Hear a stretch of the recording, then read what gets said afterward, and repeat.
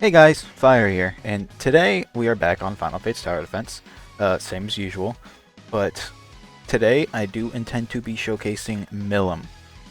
This was a little bit of a grind to get.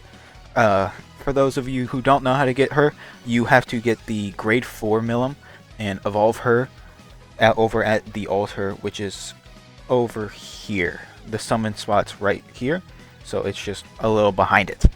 All you have to do to get to that easily, you just use the teleport and teleport to the altar. For Milim's evolution, you have to do 2,000 kills on Clown Island, which is the first map. You have to do 10 Overlord clears, and you have to do, I believe, 5 Overlord clears with another player.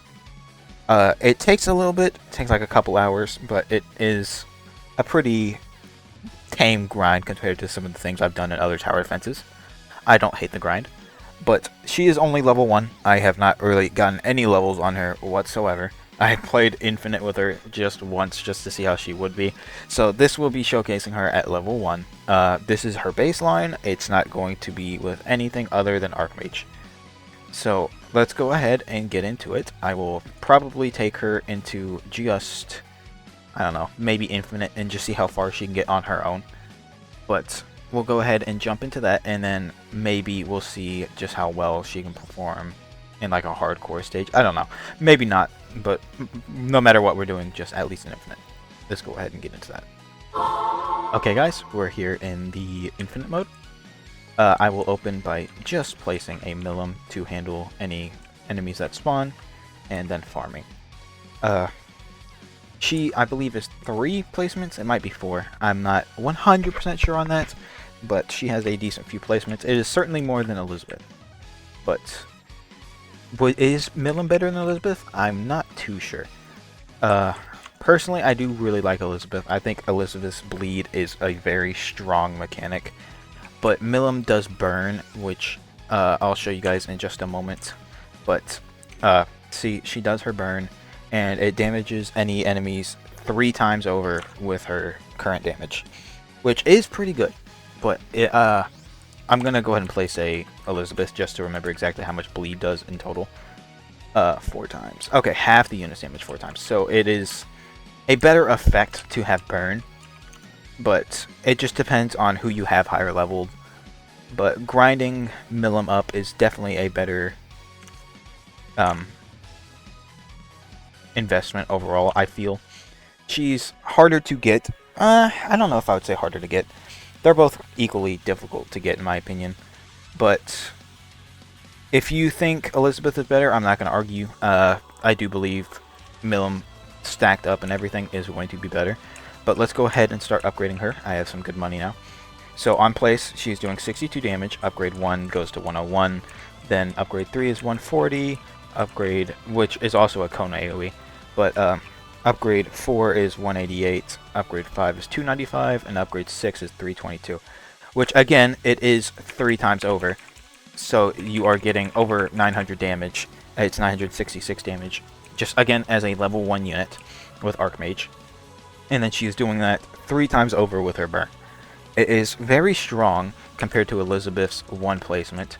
But it is a little bit of a grind.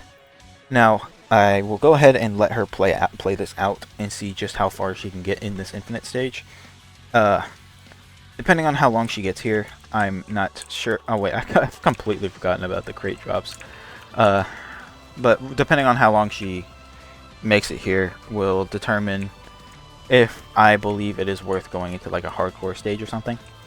I only got Milim today, so I haven't really had much of a chance to upgrade her in terms of level. I got her, and I've been busy with other things other than grinding for Milim.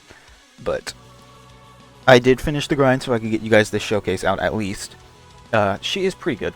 She's not crazy. She's strong, but not absolutely insane. I have still yet to get a secret unit, but that's perfectly okay. I'm not 100% worried about it. I would say Milim is a contender for the strongest unit that is not secret. The only other units I would say maybe contend are like Delta, I guess, and maybe Giyu. Obviously Esdeath, but Esdeath is purely strong because of her support. that is something you should take into account. I do believe Esdeath is very valuable. The freeze locking will get you so far. Now, if I could place Esdeath to support Milim, but I do not think I should do that. I feel like that's just a little bit of cheating. I am just trying to see just how far Milim gets on her own without anyone else helping her out. So again, I will go ahead and speed it up to whenever Milim begins getting overrun. If it takes a little bit, I will speed it up to where it takes like 10 seconds. But after that, I may take her into just a random story stage. See just how much she scales up with each level. I might just take her into like one hardcore clown island, let her solo that real quick, just so she can handle. I mean, just so she can level up a few times. I don't know. I don't think that's a big deal, but we'll see.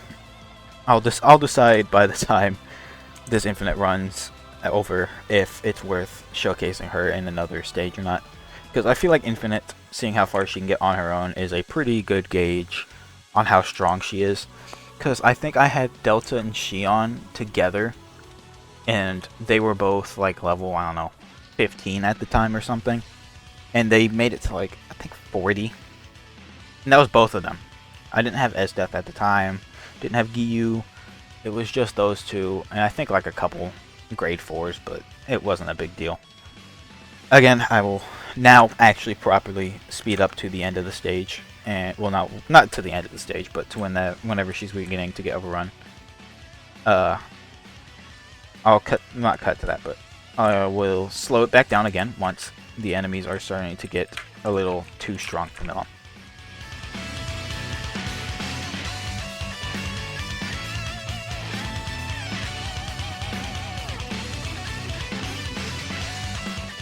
Okay guys, Milim is now getting overrun. It seems like it took her until about the wave 30 HP spike. She did, let's see, almost all 9,000 of the HP. Let's see, about 8,000 to these guys. So she did about 8,000 damage to those fast enemies. That's pretty good damage on her own with nobody else. Also, this line AoE is pretty big, so she is hitting a lot of enemies at once. Now, it's up to you if you want to grind for her or not. Personally, I do think she is worth it. She's not the absolute best unit in the game or anything, but she is definitely a pretty good option to have. Arguably the strongest non-secret air unit in the game. Probably the best for handling airs, that again is not a secret, because I'm not going to include secrets in this gauge. But if you guys do want to grind for her, I would say go ahead. It's not too hard. It takes just a couple hours. Maybe 3, I don't know. I didn't really time it because I've been working towards it slowly over the last few days. But if you guys did find the video helpful, please consider liking and subscribing, as it would mean a lot to me. And yes, I am not going to take her anywhere else. I do not find that too necessary. Other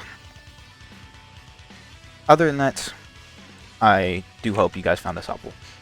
I will catch you guys in the next one, which will hopefully be another game's finally updating, like Anime Last Stand or Guardians, maybe even Anime World Tower Defense.